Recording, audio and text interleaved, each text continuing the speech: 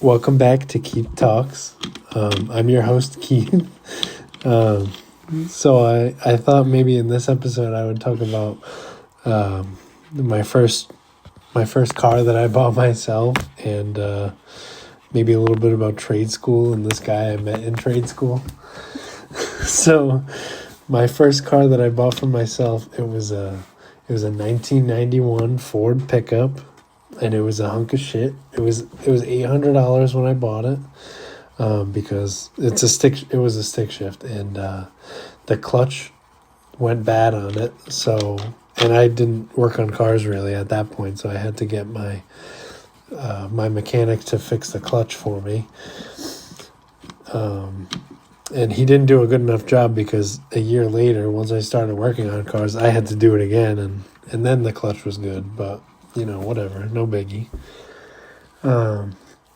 So yeah, it was a green F-150 with rust all the way up and down the front and the sides, and it was a piece of shit, but it was my piece of shit, and I love that truck. But some things don't get to stay in your life, unfortunately. But it's probably better off. It sat for like a year or two before I was like, all right, well, I guess I can get rid of it. I can't really do anything with it anyways. It was just like leaking power steering, but I didn't really want to fix it at that point. I had too much money into it, and then I was like, all right, well, I'll just get rid of it. But so the funny story is that the day I was going to go sell it, it had rained the day before, and I wanted to drive it around, but the registration had expired on it, so I obviously couldn't take it up and down the road. I mean, I guess I could have, but I didn't want to, get arrested or anything. So my parents have a pretty big yard, so me not thinking, I was driving it around in the muddy yard, and it's not a four-wheel drive truck. So I drove it down a hill that leads into like a set of woods with like a path in it. And so basically I got it stuck on the hill coming back up. It was fine all the way around until it's probably like a half a mile all the way around. But once I started coming back up the hill, it got stuck. And so he came and looked at it, the guy who ended up buying it, and we were originally going to trade, but his car was literally falling apart as he pulled into the driveway. So I decided against that. And then, after he came and looked at it, him and like 10 of his friends came back with like 4 pickup trucks, and we had a line of trucks trying to pull it out of the mud. This is like a big steep hill too. It's probably like 30 feet, 40 feet, 50 feet tall probably, and like at least a 50 degree incline. Like, it's a steep hill. So we had like 4 trucks trying to pull it up, and they were all like F-150s and Ram 1500s and stuff, and we were out there for like 6 hours probably trying to pull it up this hill, and we did not move it at all. And then my dad found out about all this, and he's getting pissed off, obviously. We're tearing up his yard and, making a mess. And so basically they got all their trucks out. One of their trucks actually got stuck in the process of trying to unstick my truck. And then another guy pulled him out eventually, but still. So that was a long process, that whole thing. And then the next day, my dad's friend came with a 3500 Ram, and he attached his hitch, and then literally 30 seconds later, it was up the hill and out of the mud. Like, it had rained that night too, so it's not like it wasn't muddy. It was still very muddy. It's just like his truck made it seem like it was like nothing to pull it out, which was crazy. But so So yeah, so that was my first car. It was $800, and then I paid $200 to get the clutch fixed. So yeah, that was it. It was a piece of shit, and I love that piece of shit.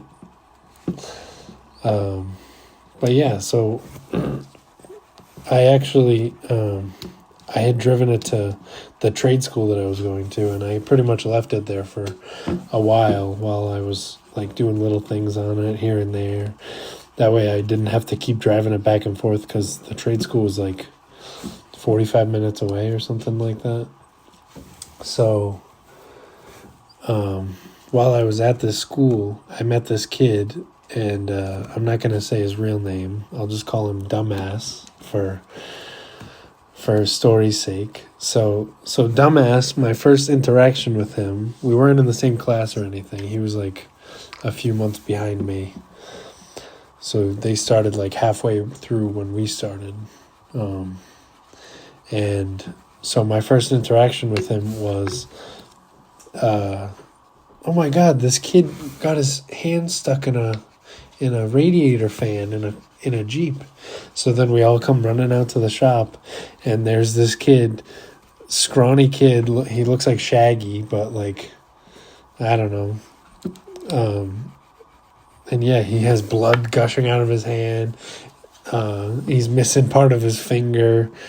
And yeah, so that was my first interaction with him. He shoved his hand in a radiator fan, and then they started the car, and he cut off his finger. So obviously I didn't really meet him at that point. But fast forward to last year, I started working at this place that's like a government contracted place.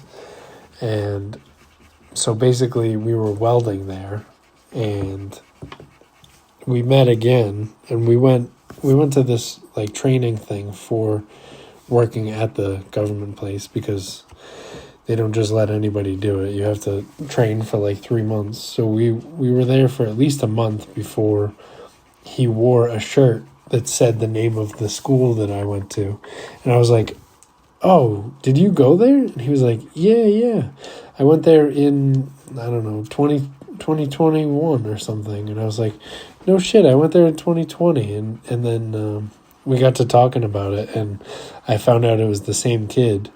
And we had actually been like getting along pretty good. We were like pretty good friends, I would say. And then he met this girl at the training program for the job, and they started dating. So it was like us three, and then this other guy, Dan. We were all like really close, I would say. And so yeah,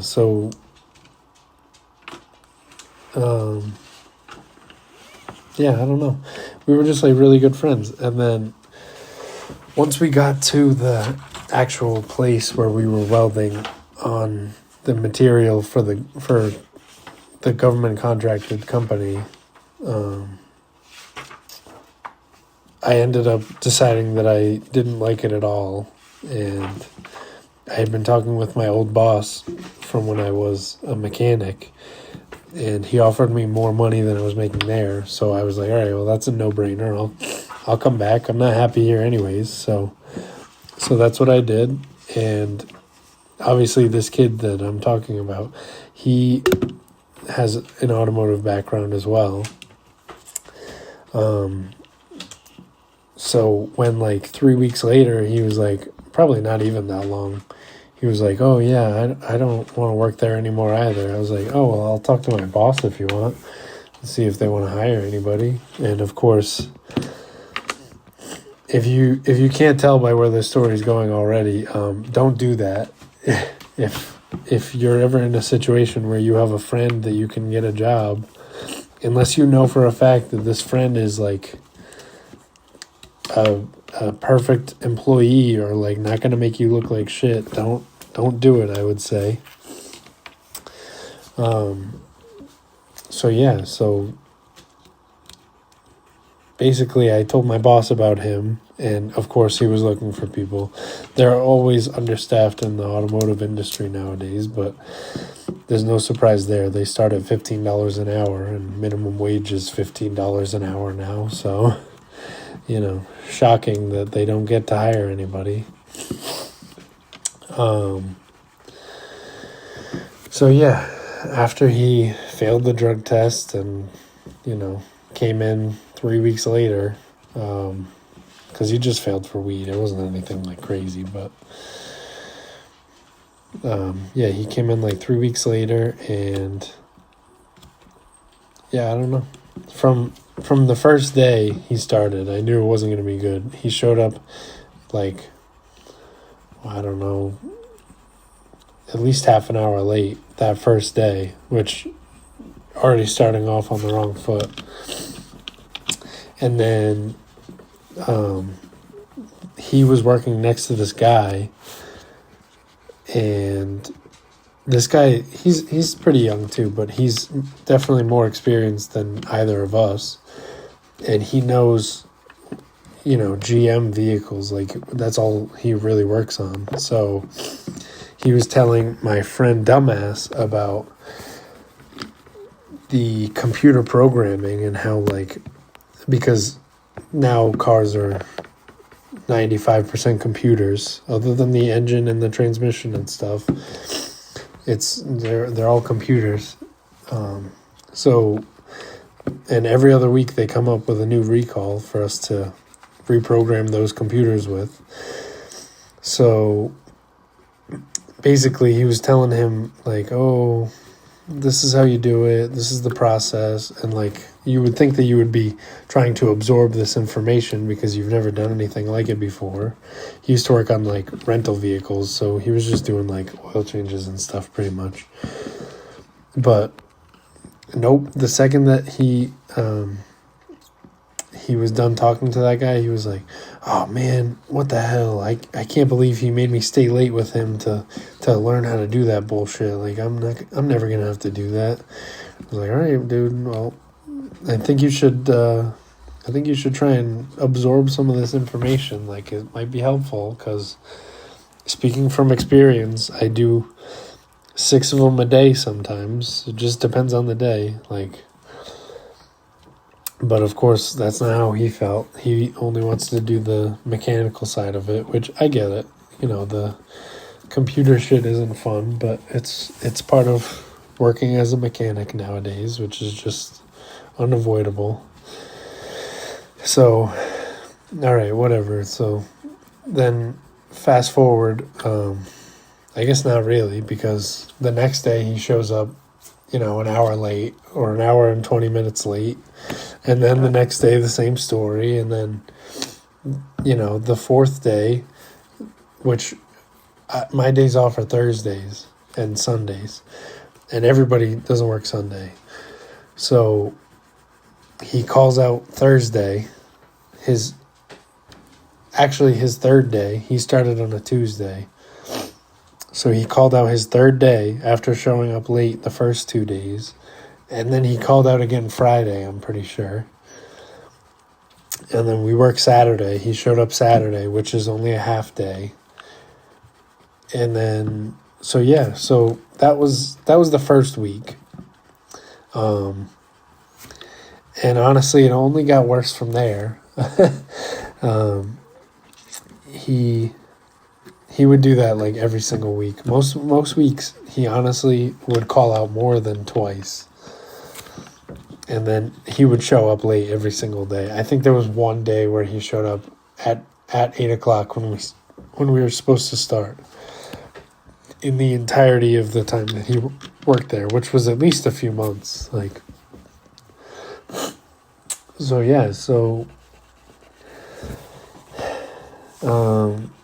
basically, he was not a A1 employee, I would say, but as fortunate or unfortunate as this is, our old boss didn't really care. He was definitely going through some shit of his own at the time, and then he ended up leaving. But so our new boss was trying to whip him into shape a little bit, But then I left. Oh, you know what? I left to go have the baby with my wife before the new boss started. So while I was gone for like 2.5, 3 weeks.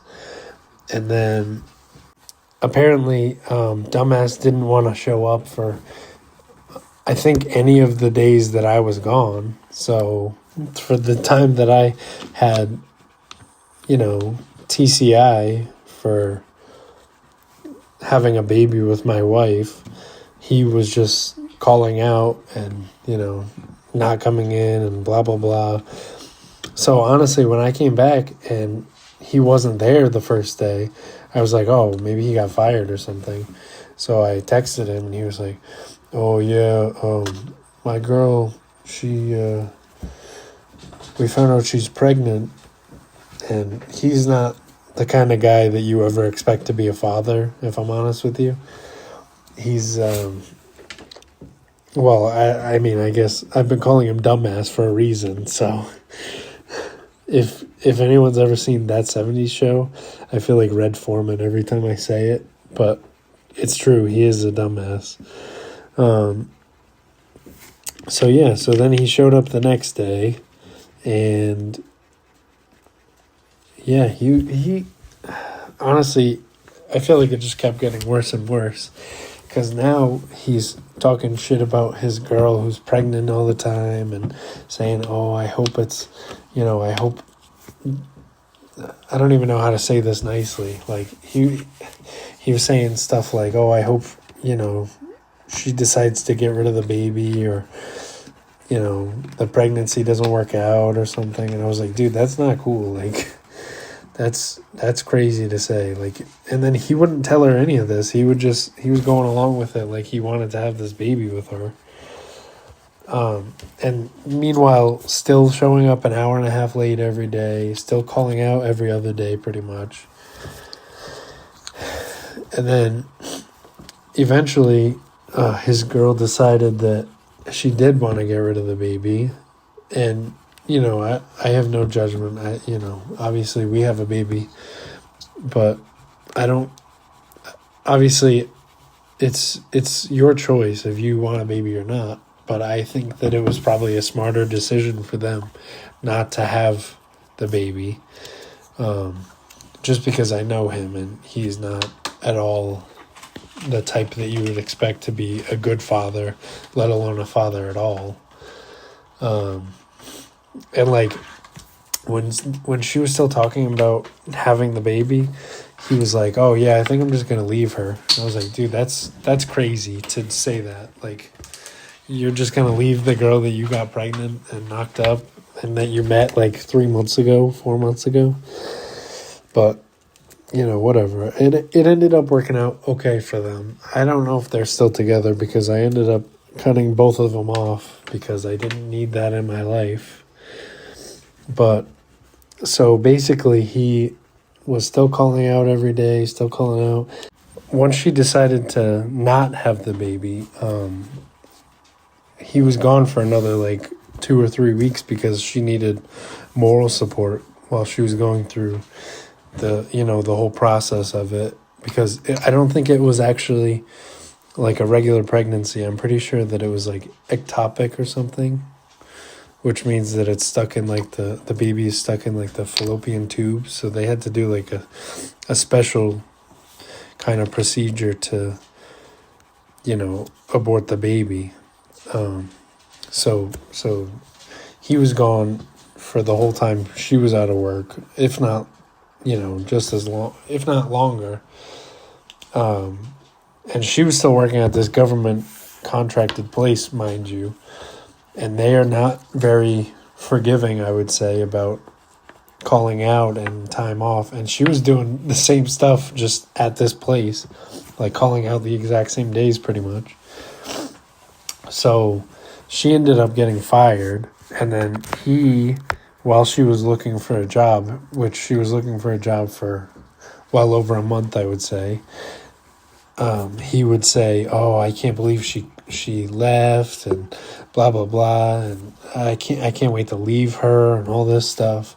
And I was like, dude, you need to talk to her about this. Like, I can't help you with this. Like, if you stick with this girl that you think is just dead weight, I mean, that's not my problem. You got to tell her how you're feeling. I can't fix your problems for you, bro.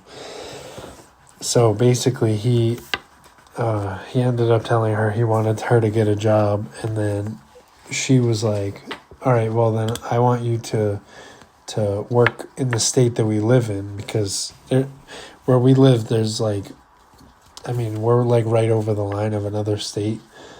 So he lived there and works in the state I live in, and she lives in the state he lives in too, and she wanted both of them to work there, which honestly, probably better off for them, because they're not going to be getting double taxed, which I think is so stupid that anyone would want to work in another state unless they're making like ridiculous amounts of money. But so nonetheless, he ended up leaving, and then I literally blocked him that day. And then, so the toolboxes that we have at work are all like built-in toolboxes. So it's not something that he would take with him. He just brought his tools pretty much and put them in the toolbox. And he was a slob. He literally had trash like covering this whole entire box, and he was only there 2 or 3 months. And so I wanted to clear it off. That way we could use it as another like a storage bench almost. So I ended up doing it, and then I found his wallet just sitting in a cardboard box on the corner of his old box. And I was like, dude, what the hell? So I gave it to my boss. That way I didn't have to talk to him. And that was the only time he ever showed up on time for something at work, was to pick up his wallet. That same day he showed up, even though he was supposed to be at work that day. But, whatever. It's not my problem. I'm just glad that I didn't have to talk to him that day, but, whatever. So the moral of the story is, don't get your friends hired if you have the opportunity to get a friend a job, unless you know for sure that they are going to be a good employee and make you look good, or at least not make you look bad. Like, I firmly regret it, but I guess I am not the worst guy off in the shop, because another guy had his brother hired and he walked out one day. So I would say that's a little worse, but whatever. To each their own. But anyways, thanks for listening and thanks for supporting. I appreciate you guys, and I love you, and you're beautiful, and I hope you have an amazing rest of your night.